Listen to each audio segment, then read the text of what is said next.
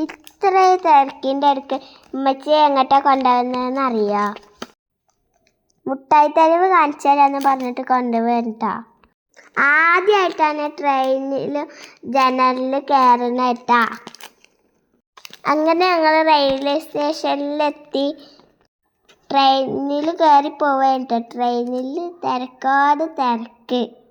അത് കഴിഞ്ഞ് ബസ്സിൽ കയറിയപ്പോൾ അതിനേക്കാളും തിരക്ക്. അങ്ങനെ എനിക്കൊരു എക്സാം എഴുതാണ്ടായിരുന്നു. അതൊക്കെ എഴുതിയിട്ടാ. എക്സാം എഴുതി കഴിഞ്ഞിട്ടാണ് എന്നെ മുട്ടായി തെരുവിൽ കൊണ്ടുപോയത്. ഞാൻ വിചാരിച്ച അവിടെ ഫുള്ള് മുട്ടായി ആണെന്ന്.